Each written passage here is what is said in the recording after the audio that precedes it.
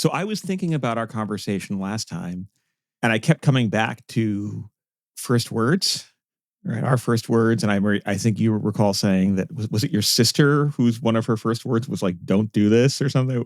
Forgive me. It was my best friend's sister. It was, in Hebrew, the word is die, but it just means sort of stop it. Yeah, we were calling her Stop It Girl on the last episode. My first word, having verified this in the interim, was apparently bottle, but I don't know if I believe that. But yeah, bottle. In my headcanon, your first word was lacan. Well, I mean, multisyllabic words seem kind of dubious as the first one, and particularly like the flap in bottle, but I don't know. The way my mother would tell me, it was like, oh yeah, your dad would come home for lunch when I was caring for you, and he'd have a bottle of Heineken, and you pointed at it. I'm like, is that really what it was? Bottle? I'm like, I don't know about that, Mom. I think it may have been something else, but who knows?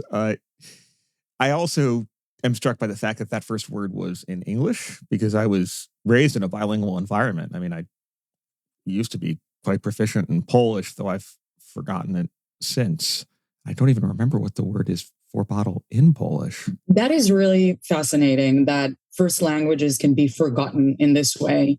My mother tongue is Hebrew, but I always resist calling it a mother tongue because it was not my mom's first language. So my mom was born in Morocco and had multiple languages throughout the first 5 years of her life.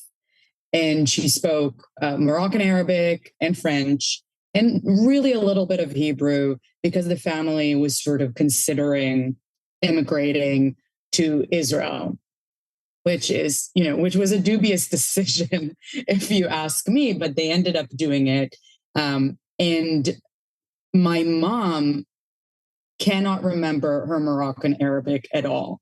And I cannot but think that it is due to the force of Zionist indoctrination and education, but also the force of her own parents' desire to be assimilated into Israeli society once they arrived in Israel in the 1960s.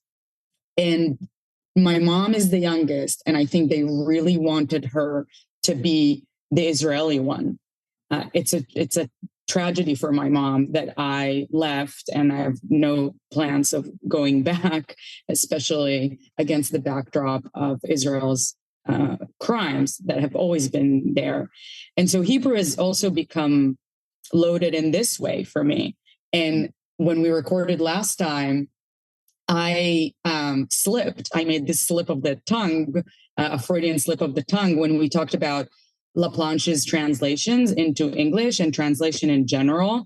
And I said that it was important to recall that Laplanche was in charge of translating all of Freud's work into, I said English, and it, of course, should have been French. Fast. I don't want to. I totally did not catch that as the person who listens back and should have got that. I wonder what English means in that context, right? Yeah. Well, what it meant, what it kind of stands in for, right? As opposed to, I think this is the thing that it in many ways replaced Hebrew for me, as Hebrew has become a language that I don't always feel comfortable using, but it will always be a foreign tongue for me. So it marks foreignness, maybe. And so translation into French, translation into English, what's the difference from my point of view? There's something that's fascinating there also about the English as ostensibly the language, like the lingua franca, this sort of global, I mean, the pretense of, if you're going to write, actually, I should say I have an uncle, one of my Polish uncles, was a professional translator in communist Poland, but all his work was writing things in English because English was the primary lingua franca for all these sort of international contracts. So he has some weird stories about like going to Iraq in the 80s and like working with oil companies where all these contracts are in English. I'm like, what the hell? I don't know, wild guys, strange times, right? But I don't have at hand right now the term for like the phenomena, the forgetting of languages, right? But this is one of those things, if you don't use it, it goes away. why my German pronunciation is so execrable.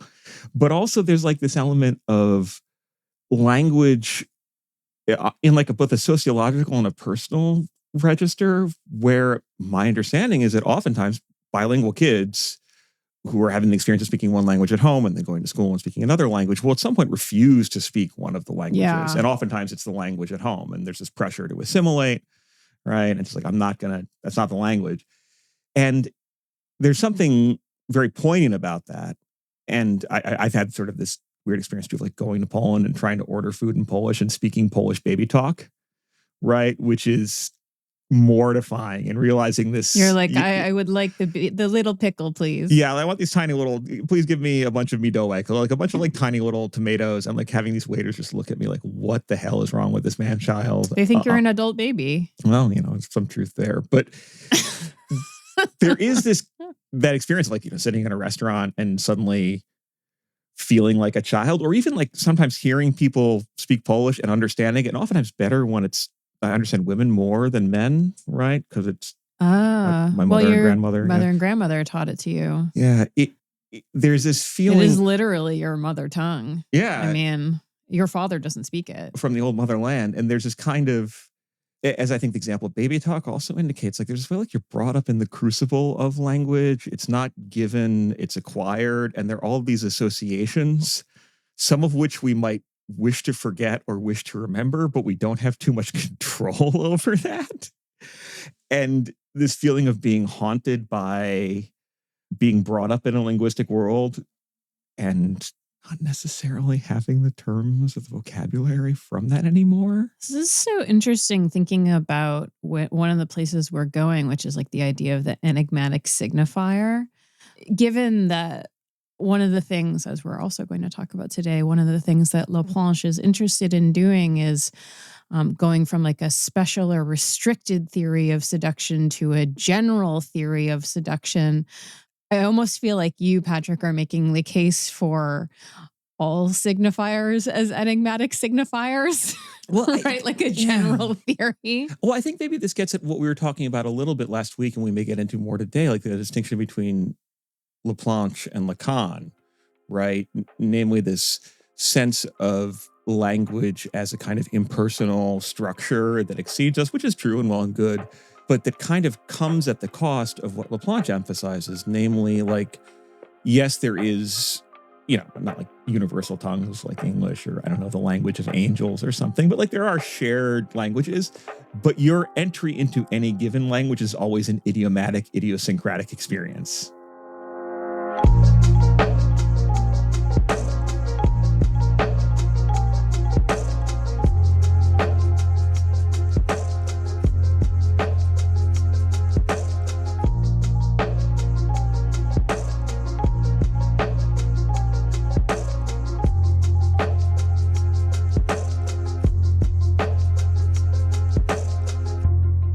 You're listening to Ordinary Unhappiness, a podcast about psychoanalysis, politics, pop culture, and the ways we suffer now. I'm Abby Kluchin. I'm Patrick Blanchfield. And today I am delighted to welcome back Danielle Drori of the Brooklyn Institute for Social Research, joining us for the second week in a row.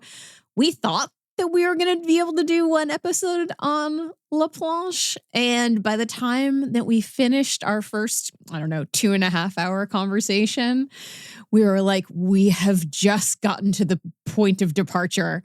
So today we're going to do one of our favorite things, our collective favorite things, which is close reading. Danielle, welcome back. Thank you so much. Thank you. I'm so delighted to be back. So what I want to do is a teeny bit of broad stroke review of where we're coming from so that everybody is up to date. And then I think we should just dive right into the text. How's that sound, everyone? Totally. Excellent. I'm so glad we're doing this because so much of last time was sort of conceptual and abstract in some ways. That's not a critique of it. I think we had a great conversation. Today will be too. Yeah, but it was like sort of trying to paraphrase and speak globally about what is the significance of this figure, Jean Laplanche, what are some key ideas, right? And that involved a lot of our kind of strawmanning Freud or strawmanning certain ideas about development, or just like kind of speaking at a very general level.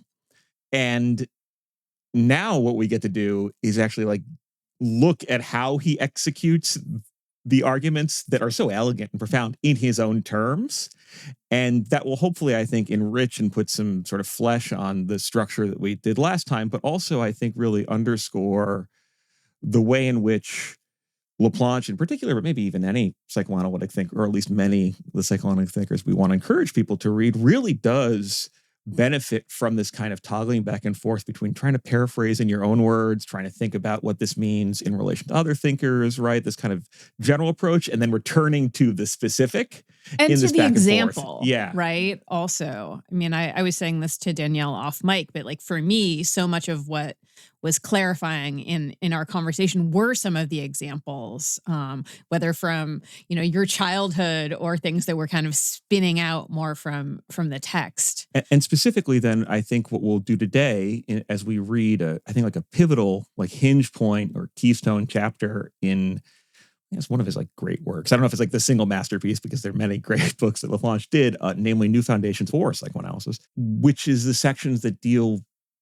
with what we talked about last time, namely this movement between like the specific and, we would say, problematic in many directions, edifice of Freudian thought, specifically on the question of like Oedipus and infantile sexuality, whatever that is, and the looming question of whether or not that does or doesn't reflect circumstances of like historical child abuse, et cetera, right? Which, it's all so freighted and urgent and needs to be dealt with continually. But also we can move from that to kind of thinking about what can be either recuperated or, well, I guess translated as being more generally useful in the Freudian enterprise vis-a-vis our thoughts on development, on vulnerability, on this thing called sexuality, but also that we can kind of move beyond the fairly 19th century culturally circumscribed, whatever configurations of Oedipus or the structure of the family in the particular ways in which Freud has all these,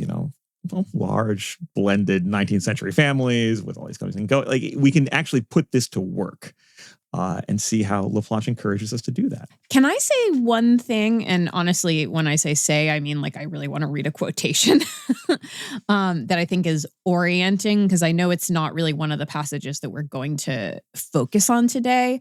But I do think there is this really helpful section in the middle of what we're going to discuss, where Laplanche lays out in very plain terms the ways that he approaches Freud here. So I just want to throw this into the mix. And I will say that I think it has implications beyond how this one particular thinker approaches this other particular thinker. I think it ramifies in terms of like, if you fuck with the idea of like the great thinker at all, then there is going to be a question of like, how do you approach that, right? Knowing that no one is right about everything. And often, having a sense of like, there are parts of this edifice without which I cannot think, but then there are other parts that I cannot but want to leave behind. So this is Laplanche. He says, in the approach to every great author, not only to Freud, whose thought or heritage we follow, two tendencies tempt us. One tendency is to put him in his place, and nowhere but in his place. That is, in a way, to do him justice, but it also does him an injustice, since ultimately it tends to petrify him in what he has said. The other tendency is to pull him forward, starting with the most advanced elements, at least what one considers to be the most advanced elements of his thought. Generally, I adopt the second approach. When I write about Freud, I try to inspire myself with what I take to be best in his thought. Nevertheless, this is why, from time to time, I consider the reverse approach to be justified, even indispensable, in order to seize the movement of his thinking as indeed he wanted. For instance, when it is Freud himself who claims responsibility for his abandonment of the theory of seduction. Close quote. I just thought that was like a fascinating moment, which also gives you, it has a certain undecidability to it about where he does locate the theory of seduction in terms of whether it is among the most advanced, or we could also put it the most regressed, aspects of the Freudian project. Well, it is clearly regressed in the chronological sense. So it comes before the idea of the Oedipus complex. I love his use of the best. I try to take the best, which makes it very clear once you've read and reread this, that the idea of the Oedipus complex is one of Freud's worst ideas. And it strikes me as such a tragedy.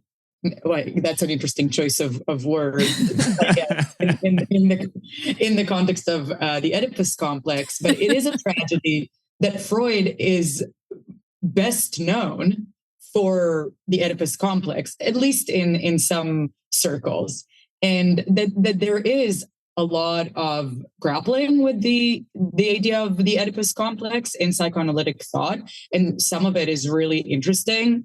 I would say Laplanche is the most interesting, as we're already in the business of saying what's the best and what's the worst. But I'm really glad you read this after, Patrick, you laid the foundations again for this conversation and turned to the question of the Oedipus complex as one of the questions that we will talk about in this episode, because the stakes are really high when it comes to dropping the Oedipus complex. But it's so rewarding to read Laplanche on the Oedipus complex, because the way he writes about it also goes beyond psychoanalysis. That's so true. And I think audience members may have encountered, alongside like the dismissals of like the Oedipus complex as like, well, everyone wants to, sleep with their mother or something, right? Like this kind of like very tight attribution of incestual desire to people, which is, in some ways I think may even bespeak a resistance to something. But we also may have encountered alongside that figures in the history of psychoanalytic thought. And here I can think of actually Juliet Mitchell's one, but Frantz Fanon, who says this explicitly, that like the Oedipus complex doesn't apply to the people he's thinking about. Or like he's like, when he wants to talk about the colonized subject, the question of how processes of racialization and colonialism kind of interpose terms into subjective self-experience prior to any type of relation to like the Western nuclear family or like the Greek tradition, even if you want to like go for the tragedy and like these texts of which Oedipus is a classic one. But there's always kind of a specificity to these, like, well, I'm going to give you something else in addition to that. And there's an abundant documentation, like people like, well, I think there's something called the Ajase complex. There's some AJASE, which I think Ramon Gonzarain has written about, which is like, well, here's a structure from like Japanese myth that appears to be as determinative in Japanese society, supposedly, as like the Oedipus structure is in this other sort of broader European sense. A lot of these other thinkers, no matter the value of their interventions, will not do one of the things that Laplanche very boldly does, namely is to speak almost anthropologically or explicitly anthropologically on a structural level, and to kind of coordinate the terms that Oedipus does deploy, but in terms that are broader and more culturally sort of capacious, as like a landscape of protagonists, as an arena of relations, as a scene ultimately of like dependence and vulnerability and desire and mystery that is really uncomfortable to think about on any level, but that he just sort of rigorously pushes for us to think about in terms that are, well, you can't fall back on dismissing Oedipus once you read this, right? You can't dismiss it, but you have to go somewhere else. Right. So it's not that we're getting rid of the Oedipus complex altogether when we read Laplanche or follow Laplanche's lead for thinking about these questions of dependence and vulnerability as the questions of psychoanalysis. What we're doing is we're thinking about those lines of desire and the needs represented in the Oedipus complex as Freud describes it. So we're not actually saying, no, nobody wants to sleep with their mother or kill their father. This is a weird Greek myth. And we're also not superimposing that on other types of myth where maybe these characters of the father and the mother are different characters. I don't know the Japanese myth, but I can appreciate the impulse to try and translate the Oedipus complex into other forms of family relations and cultural organizations. What Laplanche is trying to do, as you said, Patrick, is to abstract the Oedipus complex, but never be rid of what it describes in terms of the infant's desire and the infant's need to translate, and the impossibility of not being caught up in a web of translations of what the adults are offering to the infant. Well, I think you're giving me a nice segue to direct us to the passage where I know we all want to begin, which does begin with the infant, and to see if we can start to say a little bit more than we did last time about the situation in which the infant finds themselves, which is called in this text the primal situation, but in a lot of Laplanche's other work, the fundamental anthropological situation. So you will probably hear us go back and forth between calling it the primal and the fundamental anthropological situation. And you all mind if I read the little passage? No, go for it. Quote, "The primal situation is the confrontation of the newborn, of the infant, the infans in the etymological sense of the term, the one who does not yet speak with the adult world. As a result, we see that what we call the Oedipus complex itself is contingent." Close quote. And I know shortly we're going to get to thinking about these two, I mean, you could say characters, right, that exist within the primal situation or the fundamental anthropological situation. We'll introduce them at more length. But go ahead, Patrick. Yeah, it's worth lingering for a second, if we could, on like this word primal. Yeah. Right? Which is going to come back in the primal scene. And there's so, I mean, look, some terms are very overdetermined. All language obviously refers to itself. But like this term primal, like we think like the opening scene of 2001: A Space Odyssey, or Freud's The Primal Horde. I don't think Laplanche was thinking about it. I mean, I know. I'm saying you think a bunch of like primates, right? Running around and hooting and hollering and, you know. Something primordial. I get you. Yeah. It has this sense the of being, beginning of the world. It pushes back into the distant past. Yeah. Right? It's like very like in illo tempore. Like think about all of those sorts of like universalizing theories of religion. It makes it a matter of origins. It's something we want to pinpoint eons ago, you know, hundreds of thousands of years. And it probably doesn't help also that with the Oedipus myth too, like we go back, 2,000 years as well, right? But the sense of primal that Laplanche seems to be putting to work here is not so much like a thing that happened once or like the oldest historical type of thing, but rather something that is like the starting point for everybody that just keeps happening. Mm-hmm. So it's not so much about like origins as a definite thing, but as like the problem of, well, like our originary condition. Right. When we each are born. We could also say we're primed to be a certain way. Yes. And we continue relating the way we're primed to relate. Yeah. Yeah. Beautiful. Absolutely. Let's describe what this primal situation is, right? Like, or let's unpack Laplanche's narrative when he's like, here's what's going on in this primal situation. Two characters. There's an adult and there's a child.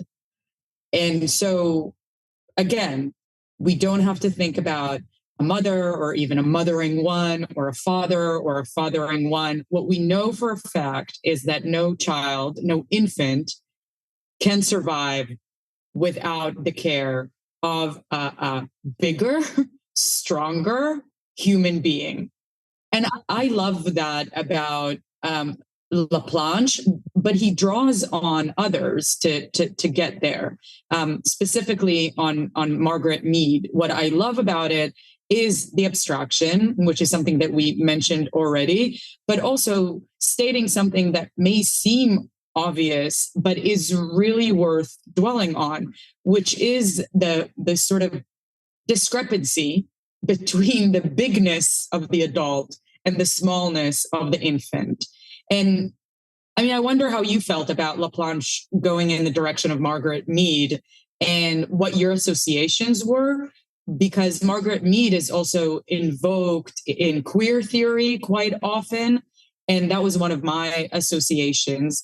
He goes there through Merleau-Ponty, who was also one of his teachers. So the philosopher Merleau-Ponty. I'm very curious to know what you make of this use of Margaret Mead's writing about the Oedipal situation. So the work of Margaret Mead, right, this pioneering anthropologist, is both salient in its own right, but also too just in the appeal to anthropology as a thing that people are doing in the mode of ethnographic studies, right? As opposed to Freud, who will do like a kind of armchair anthropology or will conjure a primal horde as like this mythic kind of thing.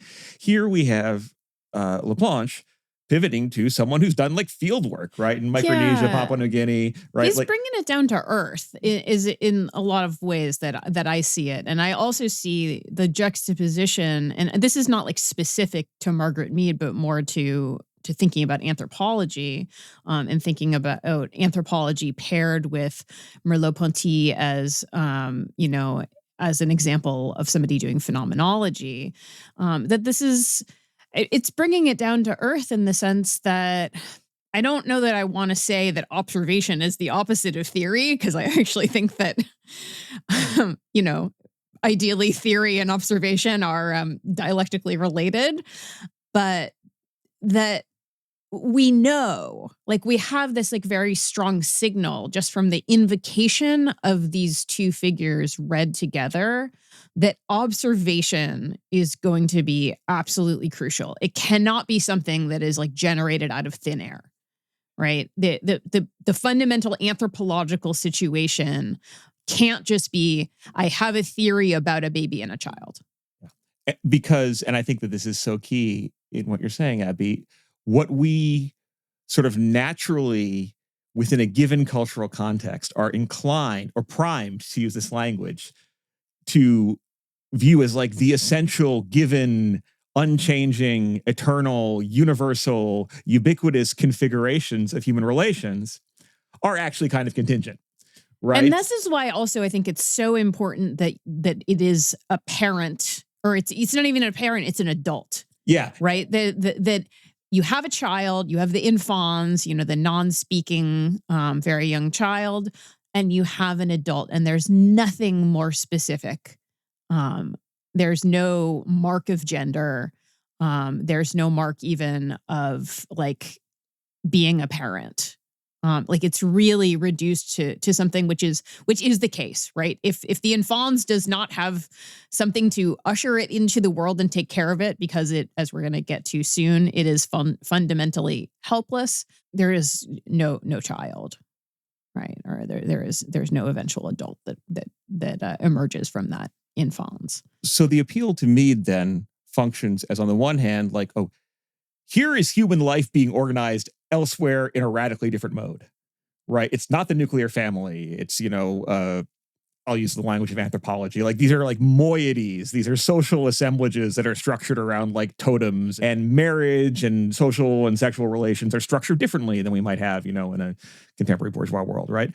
But it's an appeal to an elsewhere that we observe that then makes us look back on what we take in the given, and I use that term very deliberately, in a slightly denatured different mode. And that's where I think the phenomenology kind of comes in, because it forces us to, on the one hand, think about like the givenness, the way we receive certain categories as universal when in fact they're contingent, but it also emphasizes the process by which any given child experiences the world in its like unfolding givenness, such that those categories of its immediate cultural surroundings and its parental family units are presented to it and naturalized in a dynamic way. And what that seems to really do, to go back to what we were just talking about a second earlier, right, is it mobilizes a distinction between what might be called like a specific theory, right, or a special theory, or a local account, and a more general one. And in the terms of anthropology or other sciences, right, we might want to be like, well, here is you could go somewhere like, I've written an ethnography about child rearing in, I don't know, the modern US, right? This is what the role of babysitters and working from home or something. I give you this documentation of all the structures of essentially family life in this context. That would be a specific theory. What the anthropological gaze will do is a sort of general structure of kinship that applies across different cases. And just to follow through on this, right, there are other examples of this, like a general theory of relativity in physics. Yeah. Coexist kind of difficultly alongside what they call like special relativity, right? Or special circumstances. Or to use yet another language, another example from another theoretical language, namely linguistics itself, right? You might have like, well, these are the specific rules of, I don't know, how verbs are conjugated in the ergative language we call Tibetan, right? Like this is how you learn that. This is the structure of that internally. But we could go back and like, what's a universal grammar, right? Another level of thinking about languages just outside of that specificity, but that comprise it. Paradoxically, the universal here is also queer. Yes.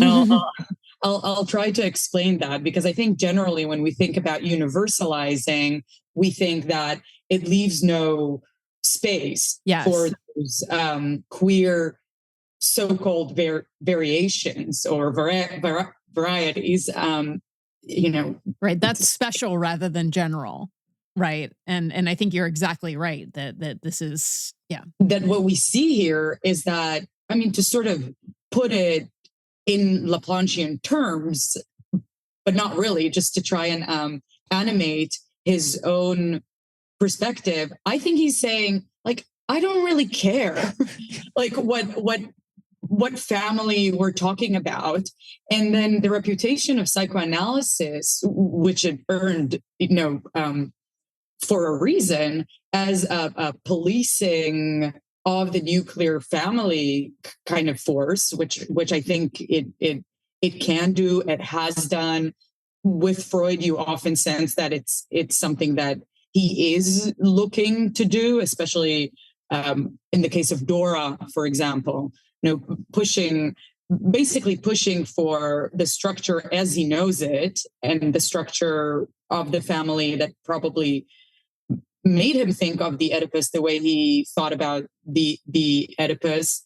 His attempts to maintain that structure through generating subjects who could somehow withstand it, that of course in itself suggests that it's not easy to withstand, but that doesn't matter to Laplanche. He has no stakes in having psychoanalysis do anything with the family, but he is very interested in, yes, this primal situation, how we come to be, and how we do depend on adults to come to be. And in some cases, you depend on a father and a mother, and in others you don't. It doesn't matter.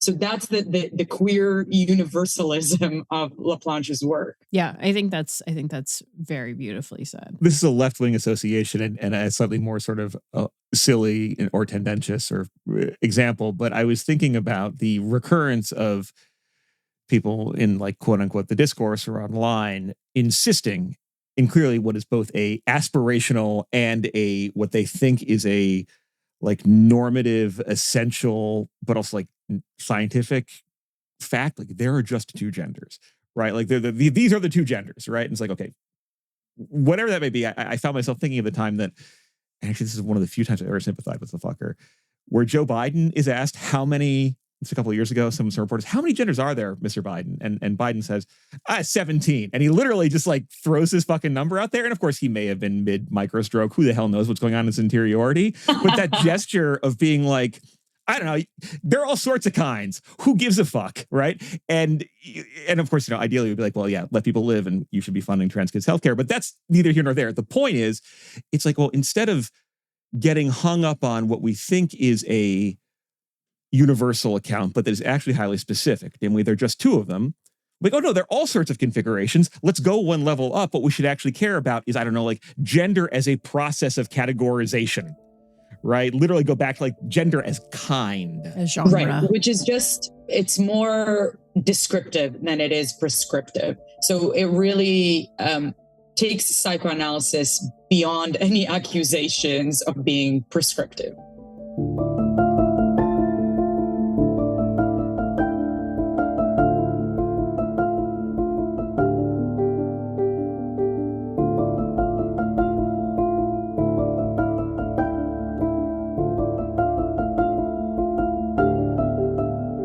So let's look at this child, shall we? The child shows up first in Laplanche's description. And what I want to do is, so this is one of those few times that I wish I had like an image that people could see. But there is like an entire sentence that describes this infans, this child, but it's broken up into little sections with ellipses following them.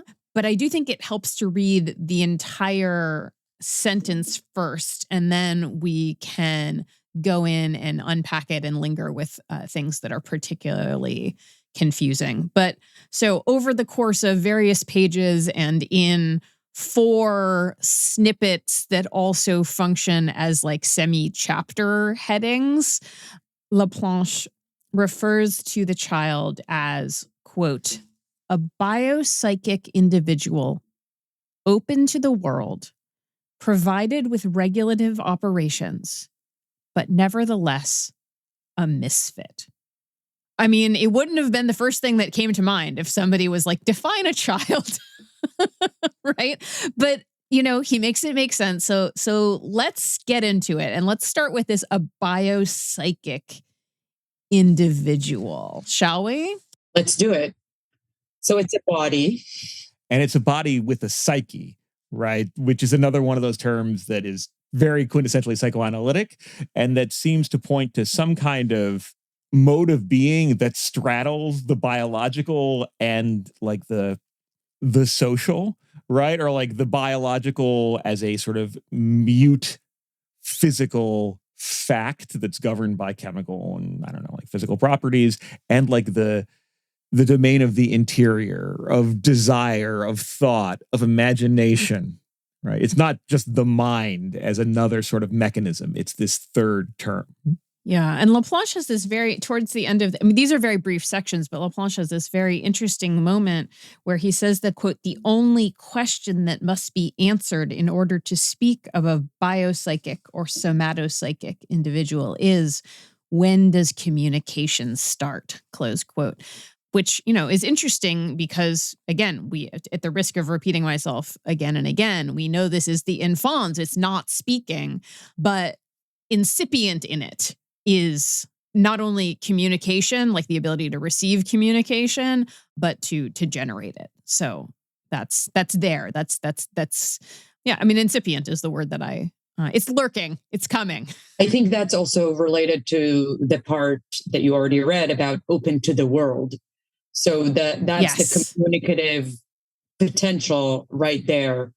And I was absolutely like blown away by this part about open to the world, maybe because when I started reading Laplanche, I had just read a bunch of Winnicott, and, you know, some listeners probably know that Winnicott is preoccupied with the question of how the infant starts recognizing others, how it sort of differentiates and separates in relation to others. And Winnicott is trying to understand how the child finds their way to understanding where they end and others start. And the transitional object is part of this drama. So it's the first not me possession. And all of it, I really am compelled by. It's not that I'm going to forget about Winnicott's ideas, but Laplanche, in New Foundations for Psychoanalysis, and the part about what makes the child open to the world, or why it is important and in a way more intuitive to think about the child first and foremost as open to the world. In this part, he reverses it. Yeah. Yes, in this part, he reverses it. He quotes Winnicott about the first not me possession, and he tells us that what is much more complicated for the infant is to actually close itself. Yeah. Is to be less open rather than more open, to be less, again, in this constant state of communication and translation. So I think that that part is so important, understanding this idea of being open to the world, because and I guess we will get there. You can think about the topography of the psyche already with it, that it's this vast terrain that's just receiving. Yeah. I mean, it really, at least for me, and I don't think this is super idiosyncratic. I think I'm associating based on the metaphors that are in the text, and especially coming on the heels of the emphasis on the biopsychic individual, right? That he's also, in addition to appealing to anthropology, appealing to certain strands of philosophy, he uses the words organism, right? Yeah. He is thinking, I mean, it's not like this is a biological treatise, but he's not forgetting the organicness of this creature. And so, I reach when I read this sort of reversal of Winnicott and for language of absolute porousness. I think about the idea of a membrane, that the basic inclination is to let everything in. It actually really, I think, brings you back to, early biology classes and thinking about I think about, I don't know. I'm with you on that. Cause I think there's something about osmosis. That's exactly what I was going to say. What comes communication within the membrane. Well, yes, it's not just meaning or words. It's literally something traversing. Yeah. It's something traversing this self, which is still an incipient self. And later on, not to, I don't think this is a spoiler because this is a psychoanalytic text. Laplanche is going to tell us that this is also the problem of an ego, right? Of the creation of an ego.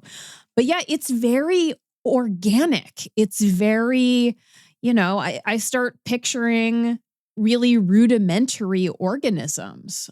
It's so striking because Laplanche begins the section being the child, italicized, first, right? So we're going to think about the child as an entity. But wait, the child is not given. The child is sort of made. The child is made, Not just in the obvious sense of being, parturition or whatever, but literally the child is an emergent being that starts to understand its own boundaries, its own existence as a child in a diachronic process, i.e. in something that unfolds over time and that involves a receptivity to the outside world where it's picking things up, filtering things out, taking in more than it might realize as it becomes an it. I want to also point out that even though there is this reversal of Winnicott, these are not incompatible projects. They're still thinking about how this being becomes an I. They're just going about it from very different angles and with very different tools, I guess. To add to that, when Laplanche points out just after that in the text that the child is all consciousness, so the beginning of life is something on the order of a consciousness, a presence in the world, a sort of conscious, pre-conscious. And I was just quoting from Laplanche's text. That I think also works with Winnicott's investigation. It's I'm going back to Merleau-Ponty here and to that tradition of philosophy that's called phenomenology. And if you don't mind just glossing this for people, I'll just say this is the attempt. And I think Merleau-Ponty is wonderful. People want to check out his essays. I think it's called The World of Perception. These are literally radio addresses that he delivered. It's 100-page book, but it walks through this body of philosophical inquiry that attempts to think about how we process experience and tries to produce a vocabulary that is attuned to the ways in which experience is sort of filtered by, sight, sound, touch, smell, whatever, but that involves a scrupulous act of what in the phenomenological tradition via Husserl is called bracketing.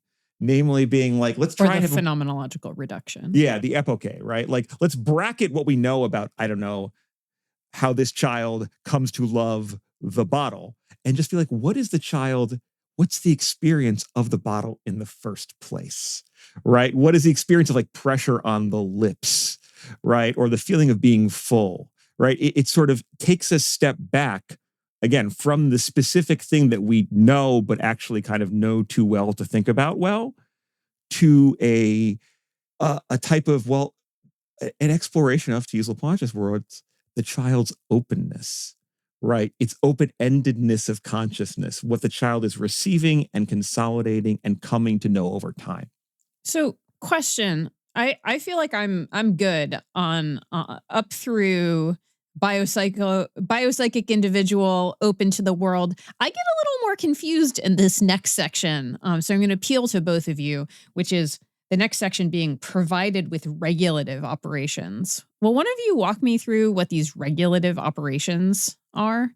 So here we get the kind of both biological material, meat and membrane stuff, and also like some sort of attempt to think about an analogous level of abstraction for the thing called the psyche, right? So the regulative operations are like, I don't know, it eats and it fills its diaper. Oh, right? I think This I is was an trying to think automatic a little process. too high level. No.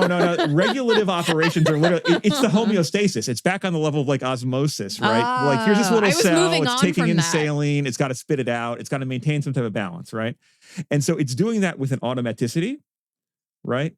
But also it is clearly experiencing these comings and goings of things in and out of its body, right? In relation to its emergent sense of self, and also it needs an other, right? This is, I think, the element of like the misfit thing, because a child can't just, sure, it automatically will like, its liver is going to work. It's going to, hopefully, right? It's going to process sucrose, I think is an example he gives, right? And when it eats things, it's going to sweat. It's going to do fluid transfer, whatever the hell, right? But that's not enough for it, right? It still needs somebody else to like, I don't know, give it the bottle, right? Or to protect it from the elements, to put a little hat on its extremely soft skull, right? So it's both a remarkable thing, this little baby, right? That it can live. We don't have to breathe for it, right? This is what NICUs are for, right? But there's a gap between its ability to take care of itself. Even as it does its homeostatic stuff, that's not enough. Okay, so we're now moving on to the nevertheless a misfit, which I think this is fascinating because I think for most people, we're just like, yeah, of course, we know this about babies, right? And, there's certainly that language of like the fourth trimester. I mean, I don't know if Laplanche was using that language, I'm guessing not. But do you mind if I read a passage from the section right after this about this term, which is Hilflosigkeit, or you could say helplessness or defenselessness, or I think impotence is a little bit loaded. But Laplanche adds distress. Yes. And then why not? Laplanche says abandonment. Yes. And there is a note that apparently it is often translated in French as a détresse. So yeah, I'm assuming that's that's about distress here. But the nevertheless a misfit is not about like one specific child being a misfit. The nature of child is misfit, and the place that it is misfit is this world into which it is born, because of its absolute need for help. It is hilflos. It is helpless. Okay, so here's what Laplanche says, and this is a long section, but I'm just going to pull out a little bit from the beginning. Quote, Hilflosigkeit is difficult to translate, but easy enough to understand. In German, in a way, the term emphasizes the emotional aspect, the feeling of distress and, why not, abandonment. However, Freud's use of the term is much less emotional than is usual in German. In Freud, Hilflosigkeit connotes an objective state, and it is too bad that we cannot find a French equivalent. In brief, this is the state of a being who, if left to himself, is incapable of helping himself and needs outside help. What Freud calls fremde Hilfe, foreign aid, outside assistance. And there's two other little bits, if you don't mind, if I'm just going to dip in and out here, that I think are really important. So a little bit further, quote, the only way it can call for help is precisely not with a call, not a message, but with simple objective indications analogous to the whistling of a kettle, cries, movements, disordered agitation that the mother quickly learns to recognize as a call for help, close quote. And finally, my favorite part, which is from the end of this section, and this is not just because I like birds, but this is a little story about kids and birds. Quote, the child is without fear because it lacks adaptive schemata. It has no disposition to react to danger, no fear, to such an extent that we can say that, in a way, the child is hilflos and joyfully so. Simply put, the child needs help from the other, but doesn't realize it. Now, what everyday observation establishes can be scientifically confirmed by experiments on their reaction to danger. We can compare the behavior when faced with the void of the little child and the little bird of a species that normally nest in the holes of cliffs. A perfectly transparent piece of glass is placed over a hole, and the subject is put on the glass. The baby goes forward as if nothing were amiss, while the bird refuses to walk over the abyss. Close quote. There's a lot of interplay here. People who've done our Lacan mirror stage essay may recall, like, Lacan is very interested in, like, the joyfulness of the ludic dimension of how the child before the mirror, like, the feels child in itself. the trot bébé. Yeah, and how a child is different from pigeons and all this. Like, there's a lot. They have shared preoccupations here, but just to linger on this for a second, and Danielle, I really want to hear what you have to say after this. Like, there's this kind of acknowledgement again of this thing that is both obvious, but that we kind of find ourselves not thinking about. Right. And in some ways, I think, that other aspect of the Oedipus myth, like the fact that the Sphinx kills Greeks who are unable to recognize that a human being can be a baby, an adult, and, a fairly dependent old person. Right. There's like this refusal to think about that earlier moment and its that's radicality. A really nice point. Yeah. Like literally. Patrick Blanchfield appreciation moment. Sure. Is Like the Greeks are super fucking smart. Right. But for whatever reason, when they get to this crossroad and there's like the little cat bird creature, right? It's like, well, what walks on four legs and then does 2 and 3? All these Greeks are like, I don't fucking know. And they get killed, right? It takes this freak Oedipus to be like, oh, that's a person, because you crawl and then you walk and then you have a cane, right? So like somehow we're invested in this vision of the self as an individual that is agential and mobile and in control to the exclusion of thinking about dependence, right? But just to really... So Oedipus, hold on, let me just say, so Oedipus can pass because he understands Hilflosigkeit. Yeah, basically because his feet got fucked up as a child and he was saved from death. I think on some level he understands that ability is only ever a temporary condition for anybody, right? It's about the recognition of vulnerability and dependence. But I think Laplanche is also being a bit funny here. Oh yeah. He's basically saying like kids are constantly trying to kill themselves. Like they just don't get it. They need somebody there. But your turn to the Sphinx makes me realize that maybe he's using some jokes, because it is very distressing to think about this initial distress. So a turn to comedy is in order. And even his emphasis on foreign aid is kind of funny, to think of the child being cared for as a child in need of foreign aid, which is a phrase that we use in the context of international relations when Laplanche is writing, and maybe when Freud is writing too. And then also comparing the child to a kettle that whistles. The mother is sort of hearing the kettle whistling, that it needs to be moved. And of course the bird. Get this thing off the stove. And yeah, absolutely. I mean, I think about like I'll put another animal into the mix, but I keep thinking about like animals again that don't need this type of stuff. And the mental image I have is like of the sea turtle, right? Like the female sea turtle, she climbs onto a beach at a certain point, she digs a little hole and she fills it with eggs, and then she leaves.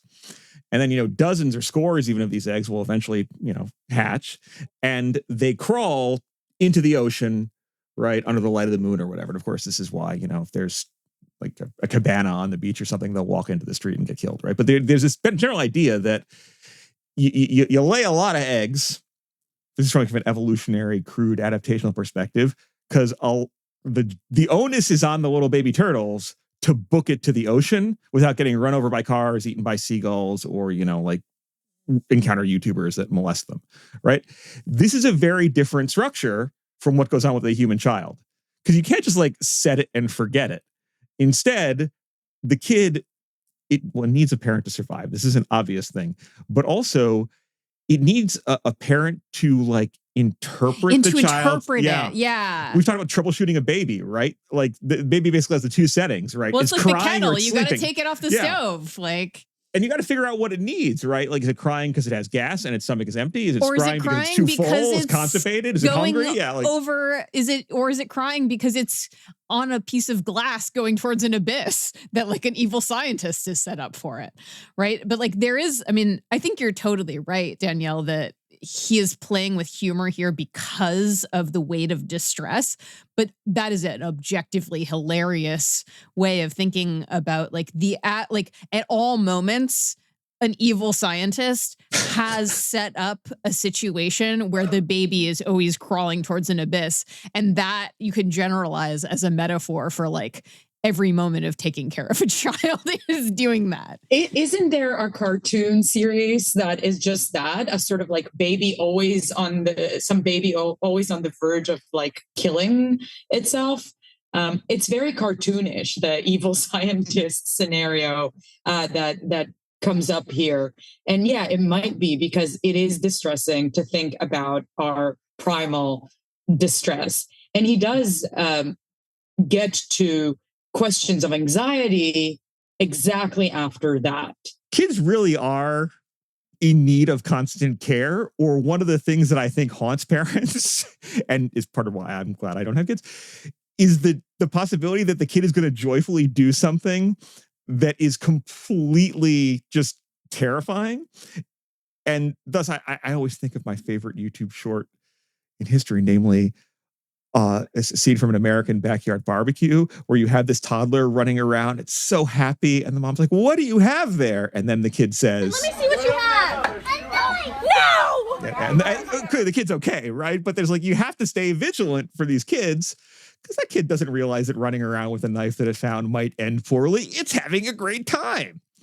It's like there's the anxiety, in other words, is like almost multiplied, because the kid, of course, if it does hurt itself, God forbid, it's going to be very sad. It's going to need care. It's going to be in distress. But also, if you're a parent, you constantly have to be, well, I don't even know if hypervigilant is the right word. You got to be vigilant, because at any moment. And Laplanche raises this question of where fear and anxiety come from. So this really cuts to the heart of what we're trying to understand about openness versus closeness, or how the ego comes to be, how the unconscious emerges from this state of consciousness and openness. So we're all anxious, we're all fearful sometimes, but that example with the bird, when Laplanche elaborates on that a little bit and expands on it, we see that the child only knows not to go over the alleged abyss when he looks at the adult and the adult signals to the child. I don't know why I decided it was like a male child, maybe, in this cartoonish scenario, but it's not cartoonish at all, because the child might harm itself, like the child with the knife. Yeah. And they look at the adult, which they learn how to do very early. And it's the adult who signals fear and anxiety. But it's more complicated than that, because with all its regulative operations, the child might feel a special kind of distress in in the state of being in constant distress and being helpless, which is that it might not get the food that it needs, the nourishment that it needs. The diaper is filthy and it's really unpleasant. So there are types of anxiety that come from within, so to speak, but so much comes from without. And I think that's one of the questions that Laplanche wrestles with here.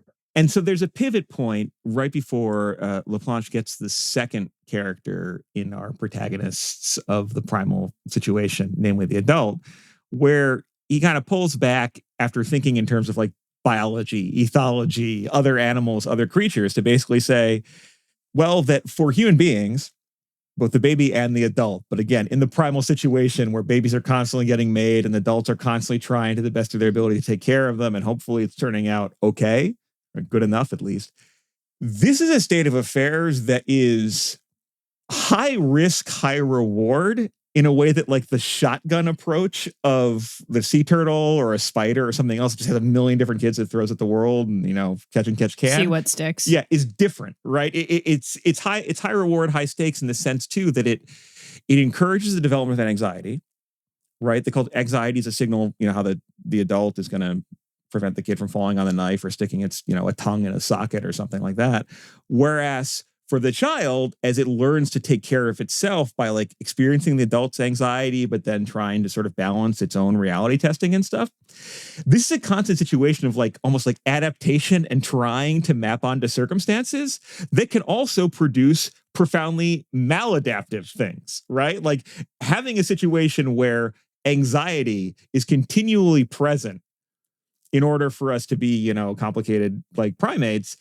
Well, that is, as he says, it can lead to a pathological and non-adaptive state of affairs wherein there is a general tendency towards anxiety and specifically a readiness to see everything new, including the experience of desire, as a danger and to treat it as such. So kids and human adults have to worry in order to survive, or they have to have this anxiety in order to survive. And that means that stuff gets communicated, as it were, not just on the level of don't burn your hand on the stove, don't run with a knife, but also possibly anxiety that doesn't get verbalized. Yeah. Or anxieties even about this general state of affairs, namely that if you're an adult, you got to take care of this kid. And if you're a kid, holy shit, you're dependent on these adults. And there's a ledge. Yeah.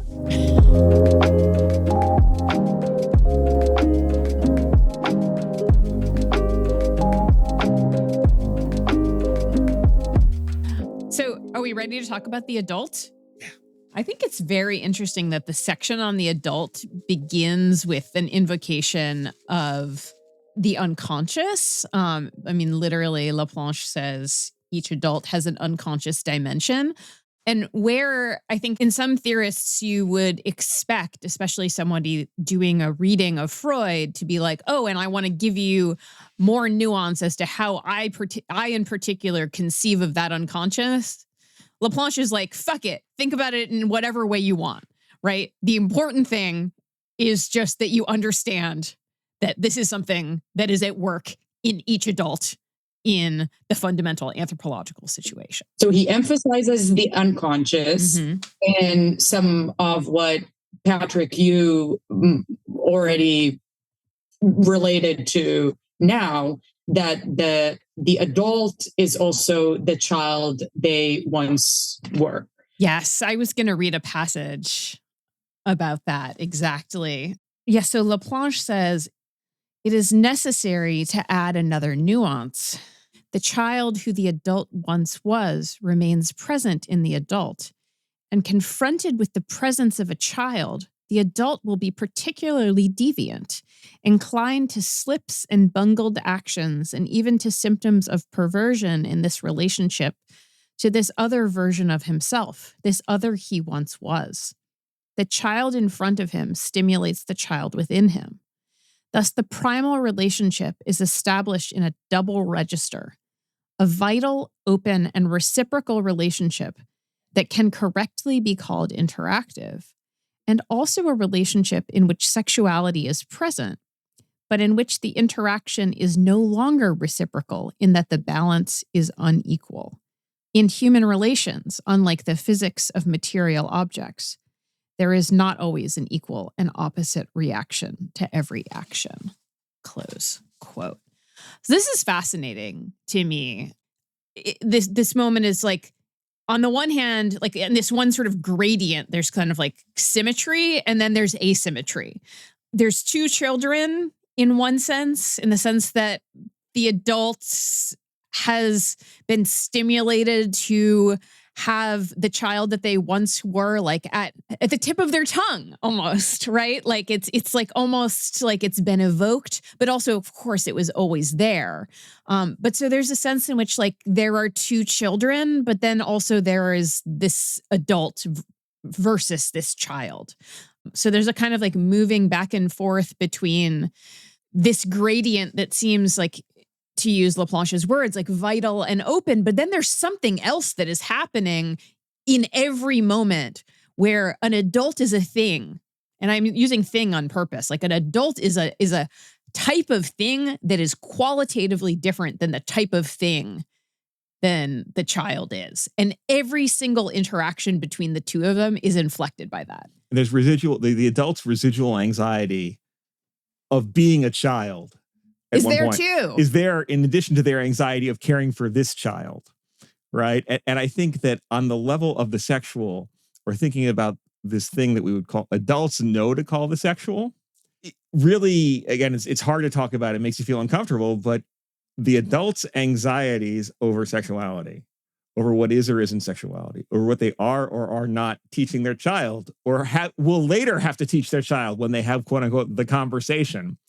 And it's interesting, we call it like a single conversation. Yeah, the talk. It exists. We call it the talk. Yeah, and a kind of like tension with the fact that, well, maybe you're communicating stuff about this beforehand, right? Or maybe your anxiety, because the child is basically open to the world, right? It's learning language in this acquisition mode. It's learning how to behave. It's having these wonderful experiences of like, everything is so new. You as an adult are checking yourself, because you got to do stuff like, I don't know, like you have to interact with your kid's genitals when you're cleaning its diapers. You are dressing your child per certain gendered conventions or in relation to them. You are like literally acting as a filtering mechanism for your child as it on its trajectory towards becoming an adult, or, you know, hitting puberty, whatever it is, which is another one of those like weirdly non-adaptive but necessary adaptive things that happens to the organism. And you yourself may feel a little weird about it. And sure, eventually it does become natural. And you're like, oh yeah, I'm just cleaning a diaper. It's just a diaper. But, you know, a cigar is just a cigar only after the point at which you're like, well, you only have to say a cigar is just a cigar, because on some level it isn't just a cigar, right? You're communicating something. Can we pause for a minute with the language that Laplanche uses in this passage that I was just reading? Because I think of everything that we've read and discussed today, I'm not including the previous episode, but this is the opening towards, this is the opening gambit that we have offered in Laplanche's movement towards what he's going to call a general theory of seduction, as distinct from what he's referring to as the special theory or the restricted theory, which is the Freudian version. Okay. And in the Freudian version, I think it is very important to reiterate here that that is actually about child abuse and about molestation and sexual violence on the part of the adult towards the child. And so I think, given that in this passage, we are still in Laplanche setting up the fundamental anthropological situation. So every child who turns into an adult, according to Laplanche, has gone through this. Given all of that, I know I've like been like, stipulate this, stipulate that. I promise I'm getting somewhere. It is really interesting that Laplanche is not just saying the adult, by virtue of being an adult or by virtue of being a being with an unconscious, is sexual, and thus sexuality is communicated to the child, even in ways that the child is not yet equipped to receive. Laplanche is using, and Danielle rightfully called me out a few minutes ago off mic for being like, why did you stop the passage there? Because right after where I stopped reading the in human relations, there's not always an equal and opposite reaction to every action. Laplanche continues, there is a seducer and a seduced, one who perverts and one who is perverted, led astray, led away from quote unquote natural paths. La Traviata, the led astray, the depraved, the seduced. But again, this is all happening under the rubric of the general seduction theory. So it is very interesting that Laplanche is using the language of deviance, of perversion, and of seduction. And I think we have to grapple with that, given that this is part and parcel of the move towards the revision and reworking of Freud's seduction theory into Laplanche's general theory of seduction. Abby, I felt grateful when you emphasized the fact that he starts with the unconscious when he moves to depicting the adult as the other character in the primal situation or the fundamental anthropological situation. And I also feel grateful for this question about deviance. I'm realizing that it does make me feel uncomfortable. Yeah, same. Hard same. So I think on some level, he is reviving the discomfort that years of psychoanalysis have had in relation to Freud's seduction theory. So he is, as we know, he does think it's one of Freud's best ideas. And he is preserving some of the language of seduction. And maybe one of the purposes is to remind us that we are in Freudian territory. But I think it's also about the unconscious. The other reason I agree with you. Yeah. Right. That there is, in the example that Patrick, you gave, and which is often invoked, which is just changing the baby, just interacting with the parts of the body that we have so many feelings about, and that if we're adults, we have also witnessed change for us. We've witnessed those changes in that maladaptive period of puberty, and we're sort of confronted with the childish version of it. And we might be consciously trying to put aside anything else that we might feel. And I think a lot of adults do. They're like, this is a child, this is an infant, they know nothing about this.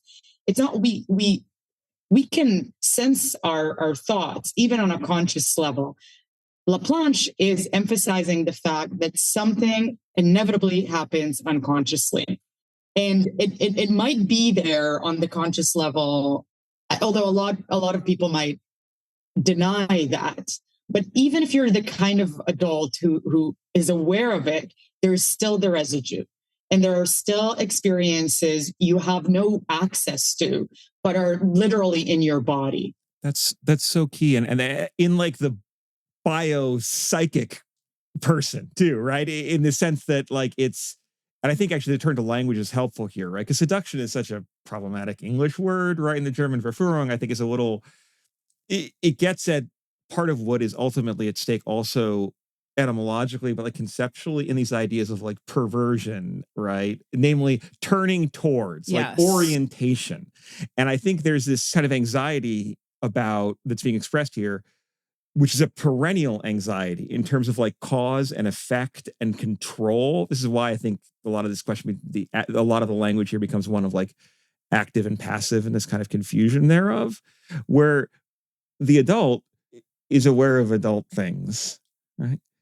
And is trying to bracket those. And obviously there is aware, even as they have unconscious ambivalences about those things too, right? And this is even before overt self-conscious abuse or, whatever we want to call it, transgressions happen. This sense of like perversion or seduction, what they all turn on etymologically ultimately, and in ways that I think that are more present in the German and possibly even in the French, is this idea of like turning towards, putting on a path, leading astray. In other words, predisposing, priming, or altering the disposition of a person.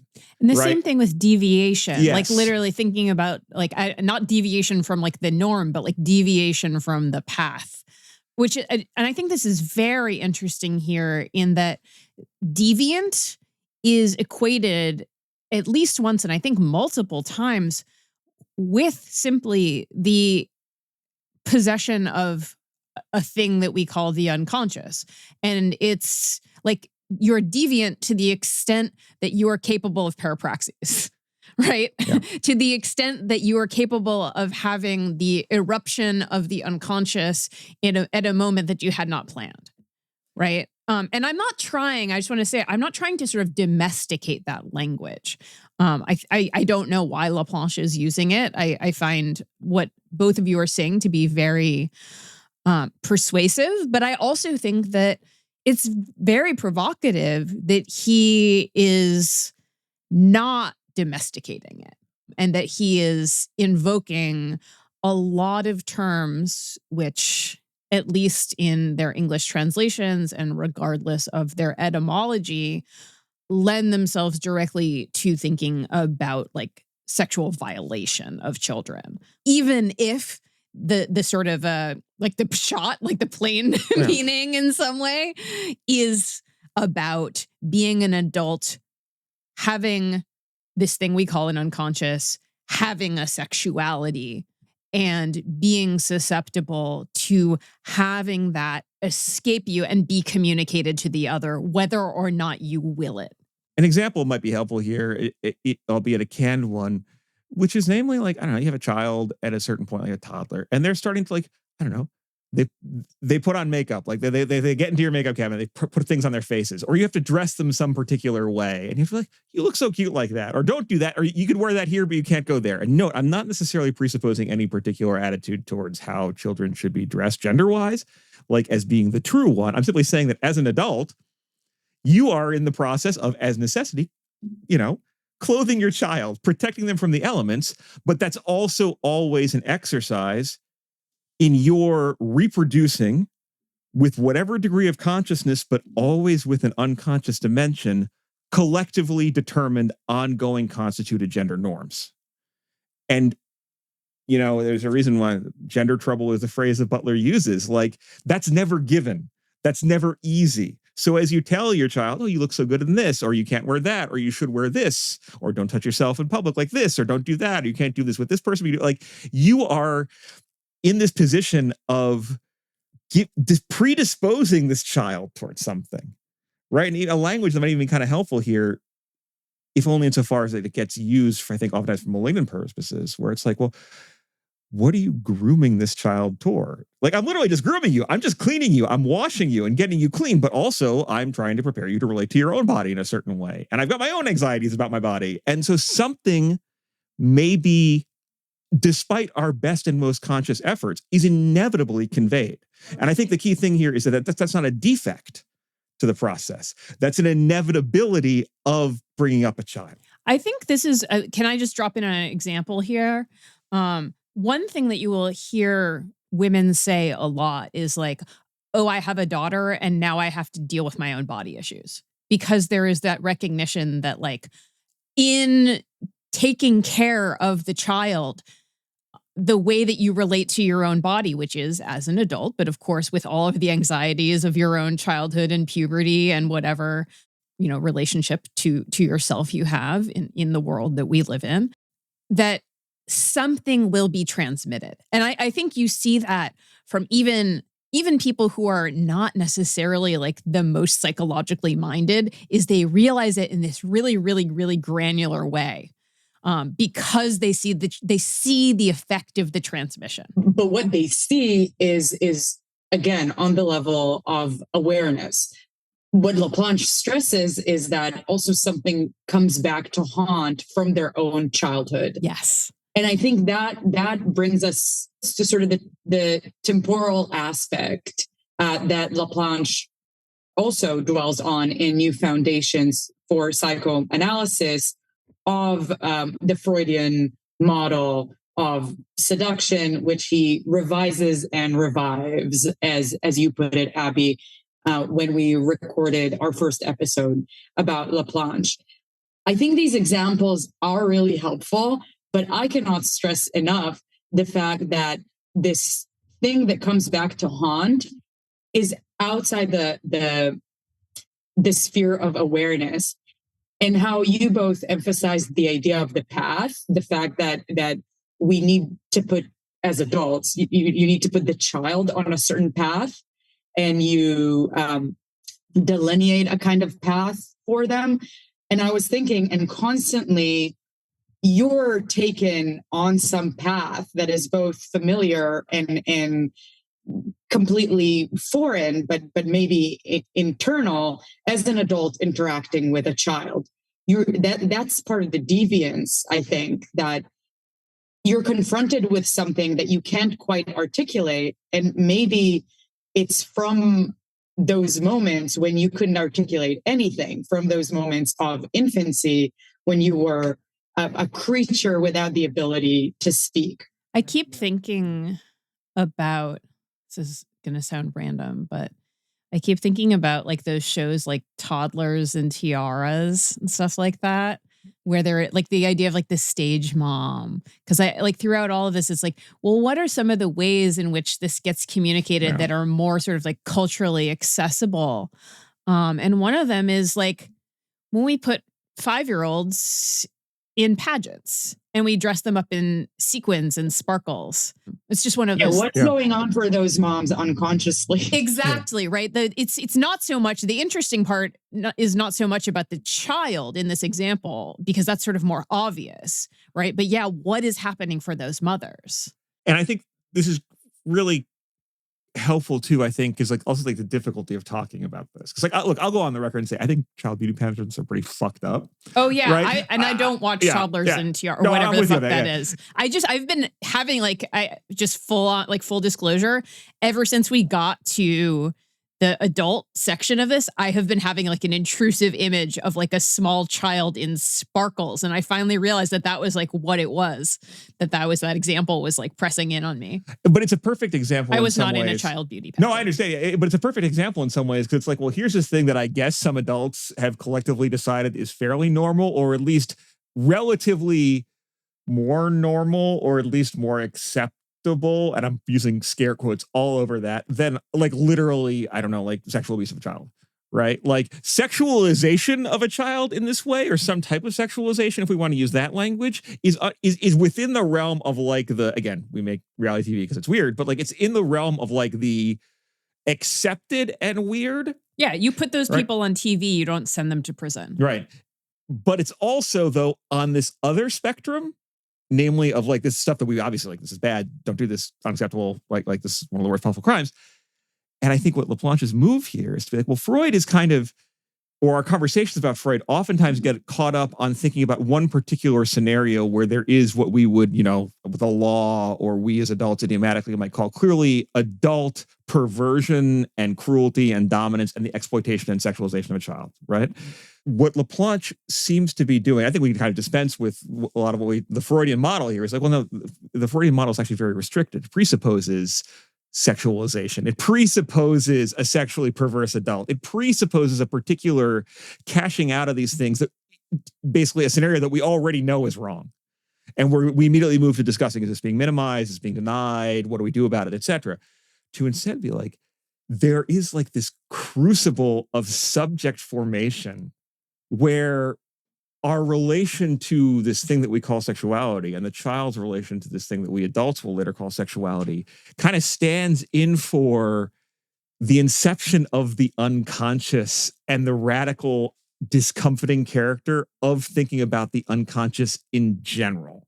And like the plane of vulnerability and communication and transmission and desire and ambiguity, and as we'll get to in a second, enigma, that is like the receptivity of the child to the adult's unconscious, and the reenactment and projection and transference, if you want to use this type of language, of like the domain of everything that's unconscious, of which sexuality is obviously the thing that adults oftentimes gravitate towards. But that's like the site of child rearing. And that's what makes it general, right? The child is becoming, the adult is on a different stage of having become, and that's always going to keep on happening. And as a defense, we could say, our fixation specifically on the sexual transgression and abuse, which is, of course, really bad, can stand in to sort of diffuse or sideline that more existentially and epistemologically distressing reality of unconscious relationality. Or even that, like, we could even say, and this is maybe a provocative way of reading this, that the problem of infantile sexuality can include our wrestling with the problem of like the infantile unconscious or becoming a conscious person who also has an unconscious. Let's dwell on the temporal aspect of it though, right? Where it's like, and I always think of that line from Paul where you're like, well, I was a child and I like childish things. And then I think we shat on Paul last time too, which is good. Fuck that guy. But then, I'm an adult and I've moved beyond that. Right? Clearly that is the Pauline subject in this mode is not the perpetually anxious, once was a child, still has the child within them adult that Laplanche is trafficking in. So there's something about the kind of staggered temporalities or the linked temporalities of how the adult relates to childcare or to having children in a way that's continually activating like the unfinished but still ongoing business of their own having been raised as a child. That really is like a petri dish for later developments. Or like it becomes a thing that has all this causative potential where the effects can only be seen later. Right. So I think that language you were using earlier, Danielle, about like the anxiety about being led astray or what is the destination is also about this way. Like, what we don't necessarily know where we're going all the time, or things can come back from the past to haunt us that we didn't even realize were there or that we thought we had moved on from. One of the reasons that Laplanche dubs Freud's seduction theory one of his best moments, even though he clearly recognizes that it needs to be revised, is that Freud of the seduction theory, Freud of the Project for Scientific Psychology, is also Freud who discovers the unconscious and who understands these temporalities, who sees in his patients that traumatic experiences, in fact, rely on earlier experiences that should also be called traumatic. So there is the famous example from Project for a Scientific Psychology of Emma.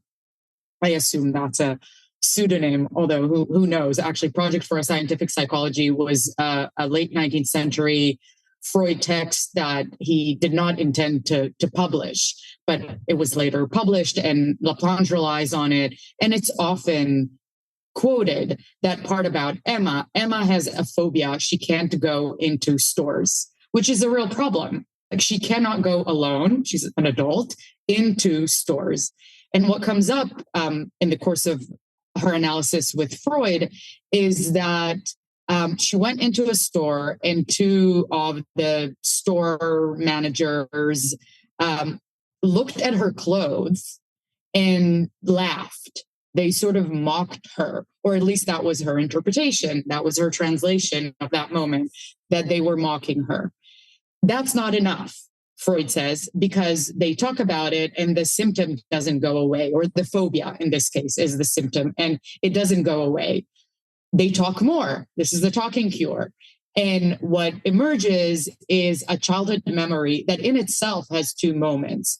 As a child of 8 or so already speaking, walking, but she walked into a store and the store manager molested her, actually touched her genitals.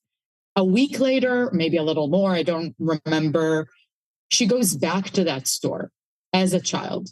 She goes back and the same thing happens. And she feels incredibly guilty for having gone back. Did she want it, or why did she go back?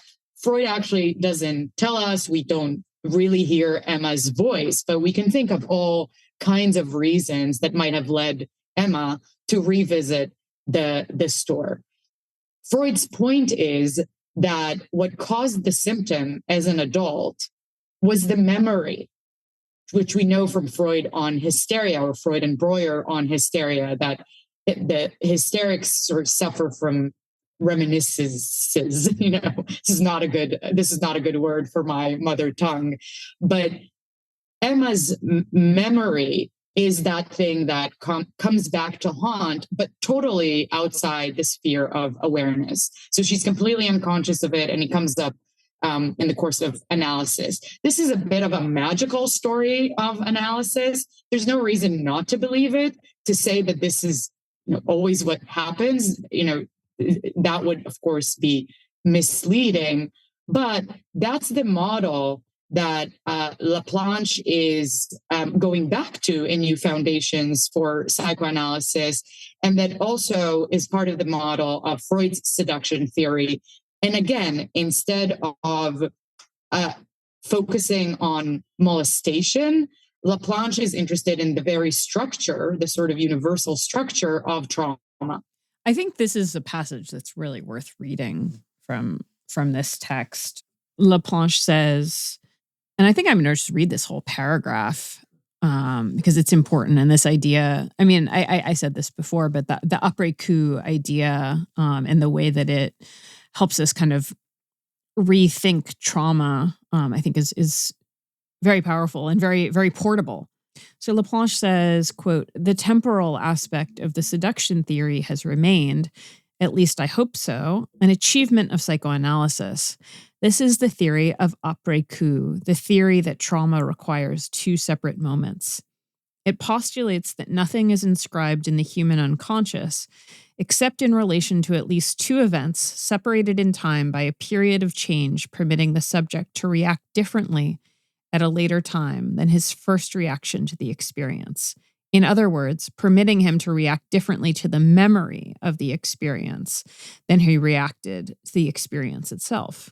Freud calls the first moment a moment of fright, Schreck, or the neurosis of fright, a moment in which the unprepared subject is confronted with a powerfully significant sexual action whose significance cannot be assimilated. Left waiting, the memory in itself is neither pathogenic nor traumatic. It becomes traumatic and pathogenic only when it is revived by a second scene that has an associative resonance with the first scene. Because there is a possibility for the subject to have new and different reactions to the first event, it is the memory of the event and not the new scene that functions as a source of traumatizing energy, as a self-traumatizing source.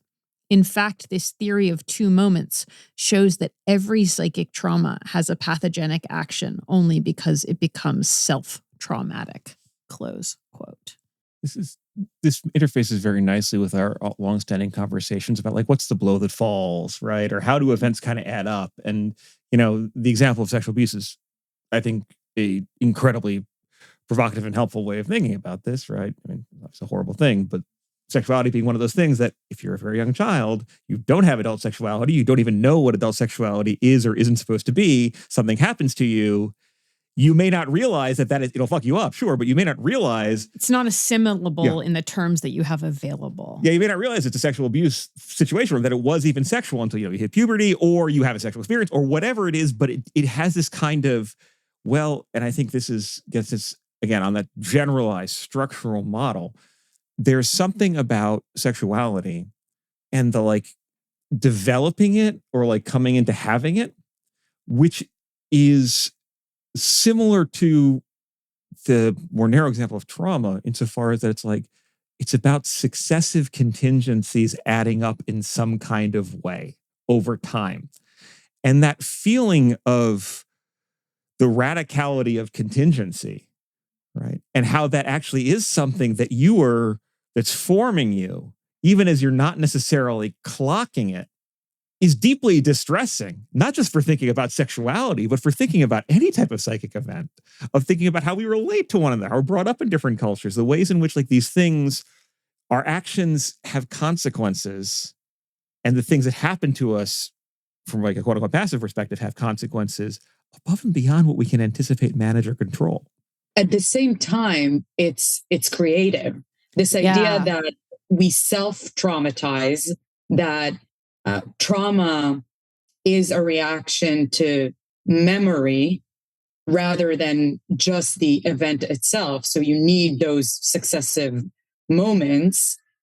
It is also incredibly creative in the sense that we talked about last time, the emphasis that Laplanche puts on the human being a meaning-making creature.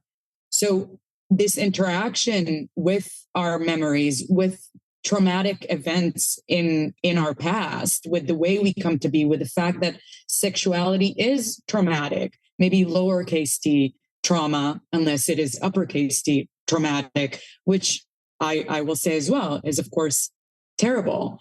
That is also creative. That means that we are in the meaning-making space that we want to be in, and then we cannot but be in.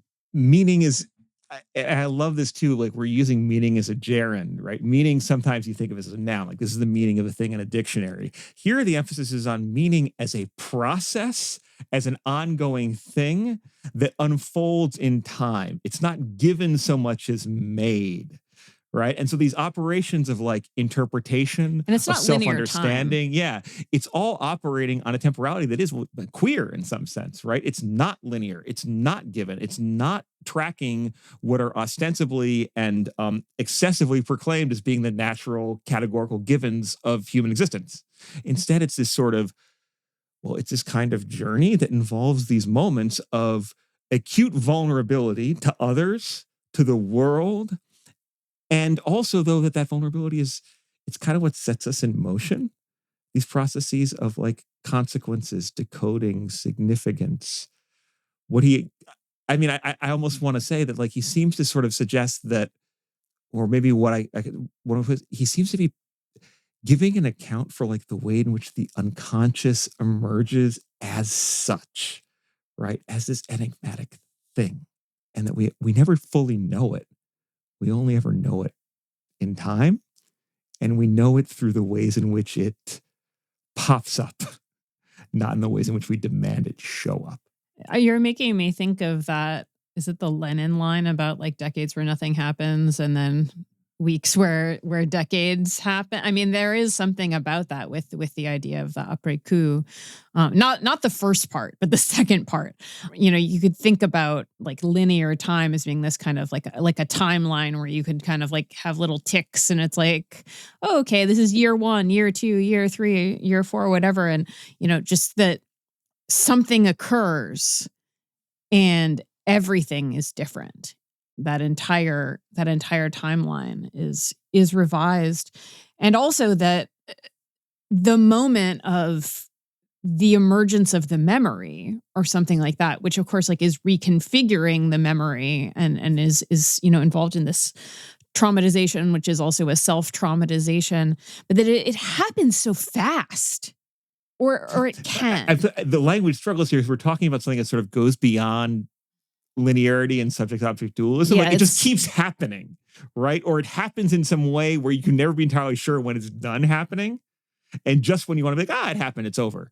Well, right? It also retcons an enormous amount of your previous life. You know, rereading this part about the après coup, and I know we said it in the first episode about Laplanche, that après coup is Laplanche's translation of what is usually translated into English as deferred action or sometimes afterwardedness. Yeah. The German, I'm going to give it a try, is like... I'll say it if you want. Go ahead, Abby. The German is Nachträglichkeit. So this is what we're talking about, the memory that comes back, that the fact that trauma requires 2 moments, that it is a deferred action, that it is an afterward kind of action, and in French, après coup for Laplanche. Both of you are talking about sort of competing temporalities. Abby, you were talking about that which happens very fast all of a sudden, but in fact covers years and years of memories and meaning making. And Patrick, you were talking more about those years of and years of meaning making. And rereading this part about après coup, I had an example in mind from literature. I really, really love Annie Ernaux's work, and I'm sure a lot of people know it. She did win a Nobel Prize. And in arguably her most famous work, which is her memoir about her illegal abortion in France in the 1960s, and that's translated into English. The title is translated into English as Happening. She really animates this idea of how trauma is actually structured, which is interesting because in some of her other works, she says she has no interest whatsoever in psychoanalyzing herself. And yet her work lends itself to psychoanalytic thinking, truly. Because in Happening, the premise of the story of the illegal abortion is Ernaux, at a much later phase of her life, she has adult children and she has unprotected sex with some person. She's divorced, and she really fears that she might have contracted HIV. This is the height of AIDS panic. And she goes into a clinic to get tested. It's not a spoiler to say that she does not have HIV. But what happens to her in the days of waiting for the result is that she feels something of what she had felt in the days leading up to the illegal abortion that she felt like she had to have 30 years prior, or maybe I'm getting the time a little bit wrong, but at least 2 decades prior to that. And so the way the text is structured is I would not have revisited that incredibly painful period of my life when I had to borrow money and hide from teachers and parents in order to get an illegal abortion, and basically was putting my body at risk, risking the illegal abortionist who could have just gone to jail had she been found out.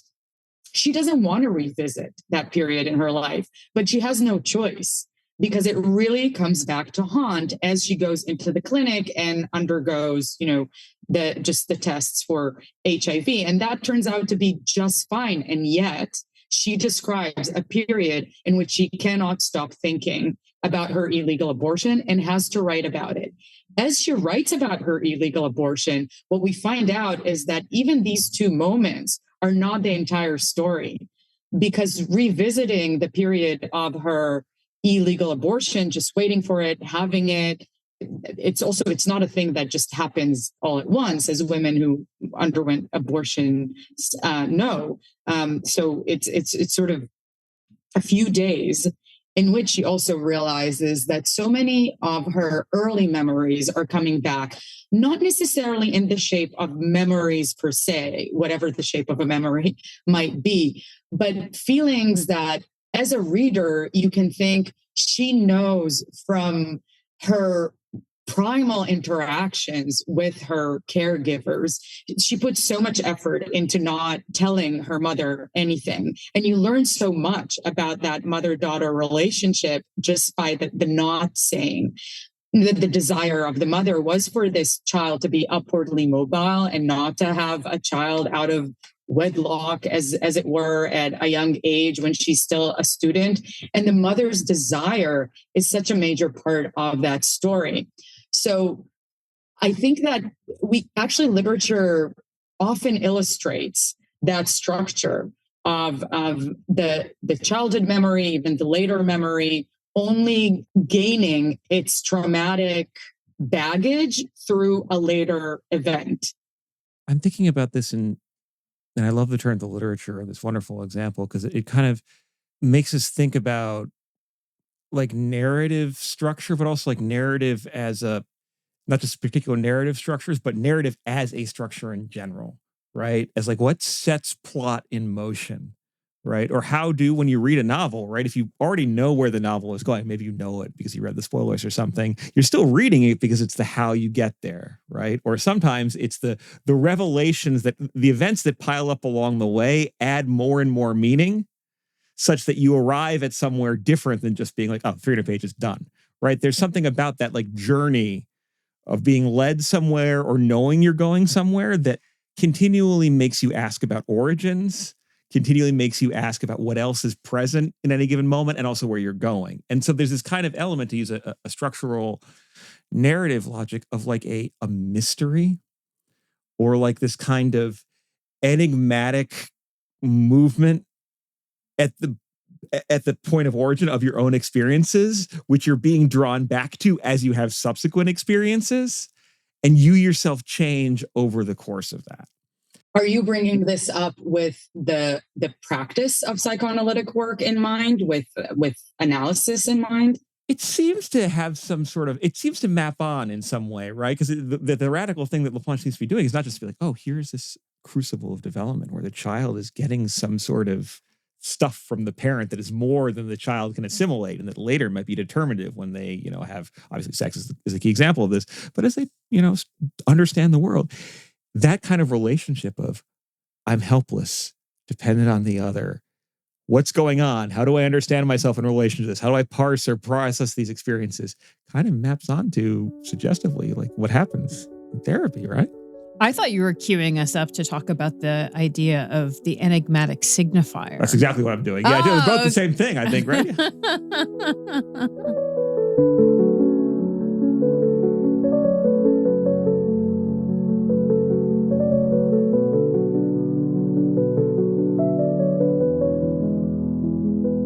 Look, we could do another several hours on like what it is that Laplanche kind of like keeps from Freud's restricted or special theory of seduction, what he rejects. I mean, I think there's so much there, but I'm glad that we lingered on this idea of like the temporal dimension. But I would feel remiss if we were to close without a conversation of the idea of the enigmatic signifier, because I do think we have set up and, spun out enough examples for folks to understand that so much of the heart of the general theory of seduction consists of these two players, that the child and the adult, and the way that this relationship is always asymmetrical, and that asymmetry consists in the fact that an adult is always in possession of adult sexuality, which is also figured here sometimes simply as the possession of, or being constantly in relation to, their unconscious, including their child, their relation to their child self, and the way that all of these seemingly banal or mundane interactions between the child and the adult include some sort of transmission of something with an element of sexuality to it. So, the kind of classic example is breastfeeding. Patrick, I think, is also given the example of like just bathing the child, taking care of it. Laplanche gives us some other examples as well, but it does seem like breastfeeding in particular, in that it centers around secondary sexual characteristics, takes like a certain pride of place, despite the way that he does make it clear that it is an adult and a child, rather than, something like the Winnicottian, like mother-child dyad that we're looking at. All of that said, that's like my sort of like very like quick and dirty recap here. I do want us to flesh out this idea. And here we get into one of our other kind of like great themes reading Laplanche, beyond seduction, or at least in relation to seduction, which is about his understanding of language and what is translated or what is untranslatable. And that is the way in which these elements of sexuality are necessarily transmitted, if not always translated, to the child. So can we get into that before we close? Let's like conjure the phenomenological scene of the infans, again, does not have language, does not know how to use its mouth to make words, who has regulative operations, right? You know, it pisses and shits and whatever, having an encounter with this thing that we call the breast. And he's kind of delightful in how he describes this. Yeah. I'll read. Okay. So this is in the section that is explicitly on enigmatic signifiers. Quote, I use the term primal seduction to describe that aspect of this fundamental situation in which the adult presents the child with nonverbal and verbal signifiers, which is to say, behaviors impregnated with unconscious sexual significations. I call these enigmatic signifiers. And we don't have to go far to give some concrete examples. Consider the breast, the organ of lactation. Can we continue to neglect, in analytic theory, that the breast has sexual meaning for women, that the breast has a major unconscious sexual investment? This sexual investment can be called perverse in the sense that 3 essays uses the term perverse. Can one presume that the nursling does not perceive this sexual investment, or that what it perceives would not stimulate a line of questioning? Beyond giving me milk, what does it want from me? And after all, why does it want to give me milk? Close quote. I won't read it, but this is also followed, I should say, as I was talking before about the examples that Laplanche gives, is that he moves on to, you know, what Freud also will call the primal scene, which is the scene of parents having sex. But I think in some ways it's easier to think about, or it's easier and more accurate to get a sense of what Laplanche means by enigmatic signifiers in the example of breastfeeding, which is not, after all, a consciously sexual activity for many people. And it's nutritive. Like a child needs this, right? Yeah. I can get the bottle too if we want to go back to our opening. But there is this kind of thing happening here where the sheer overwhelming overdetermination of that scene for us thinking about, you know, the nursling scene, maps onto what I take to be the structural move that Laplanche makes, namely to argue that this sort of orientation to, well, like how we are sustained and how people are reproduced, namely our specific origins, is also a type of like continually generative, originary encounter and re-encounter with the question of meaning making as such, right? And he even says in the next page, there is something in the fundamental situation that cannot be mastered except by the work of understanding, by attributing meaning to it. If it is not understood, if it remains in its wild state, it is traumatizing and repressed. It's like the child is set into motion by this. And this feels so obvious in a way, again, but it's so worth stating that, of course, we repress those interactions with the nipple, whether it's a bottle or the breast. There are no answers to the question that Laplanche, again, somewhat comically brings up here. You know, the child asks, funny. It's funny. What does it want? What does this thing want from me? Why does it even want to give me milk that I need and I'm probably happy to be getting? Well, unless, you know, you're kind of overfed, but what is it that it wants? And maybe the infant has some ideas, as we talked about last time. Some things get translated. So much cannot get translated. And this does feel like a really good example of what is really, really hard to translate. One of the reasons being that the person with the breast or with the bottle might not know exactly what they are doing or everything that they're feeling. And women who breastfeed do talk about just the array of feelings and sensations that come in those moments of nursing. So repression, which is something that we said last time, is the failure of translation. But it's not some failure in the negative sense. It has to happen for the unconscious to emerge. It's how we all come to be, by translating some signifiers and by failing to translate some enigmas. And I think it does happen in the therapeutic situation in psychoanalysis time and again, that there is such a desire. There's actually a shared desire to know and to find out and to make meaning, and maybe even to sort of build a narrative of sorts that includes those different moments of trauma, different moments that led to the symptom, whatever the symptom might be.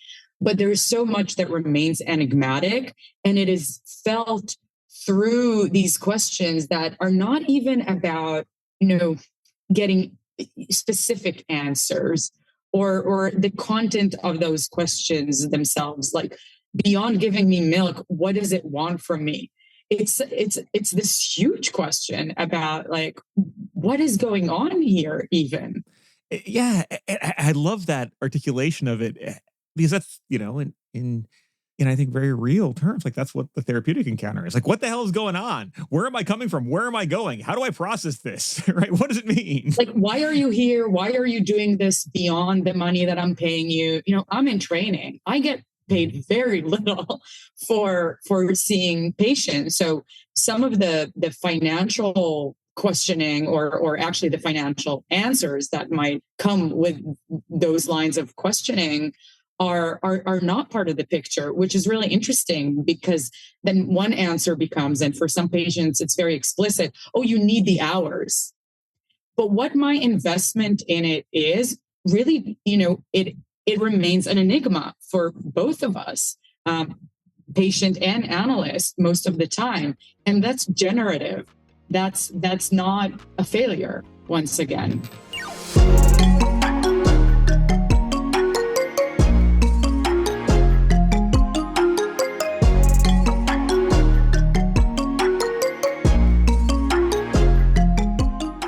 Danielle, I have loved having this conversation with you. I feel like I have learned so much about Laplanche. Thank you so much for making the time to talk with us and to guide us through this text. I have learned so much from the two of you. I'm really grateful for these two conversations and for the podcast. This was amazing, truly. Thank you so much.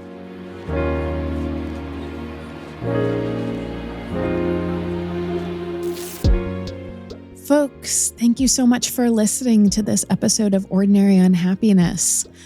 If you're listening to this, you are already a Patreon subscriber, so I'm not going to hit you up with our regular, hey, please subscribe to the Patreon. But what I will ask is, if you are a person that uses YouTube regularly, would you consider subscribing to our YouTube channel? Thank you so much for your support. We're so grateful for all of you.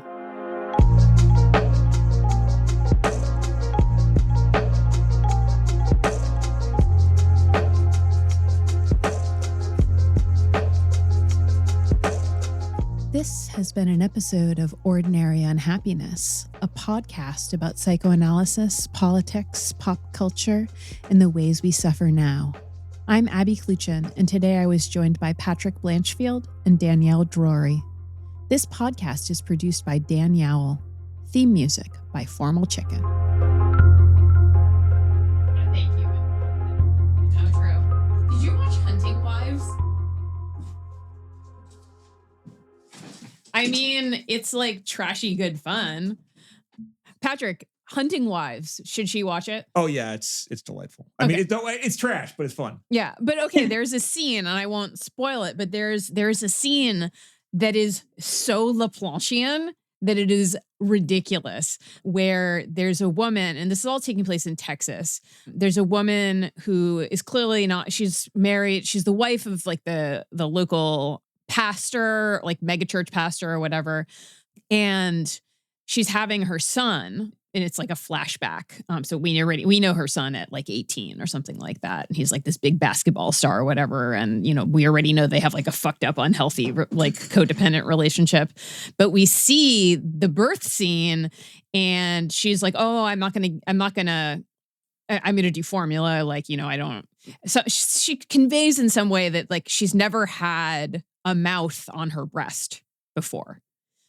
She conveys this to the nurse, and the nurse is like, well, why don't you just give it a shot? And she, takes this baby, and it's her firstborn son, and puts him to the breast. And then you cut to her face, and she's clearly having an orgasm. Wow. Yeah. Yeah. And it's like, it does so much work to explain the dynamics, but I was like actually kind of shocked by it. Yeah, no, it's fair. I mean, I don't know if there's like a husband in the mix as well. There is a husband. So there was never a mouth on that. Exactly. But yeah. So anyway, I think it's only like 8 episodes or something like that. Look, it's fun. I mean, it's a Texas of the mind, we might say. It's like a... It was, you enjoyed the hell out of it. It's fun. Yeah. It's fun.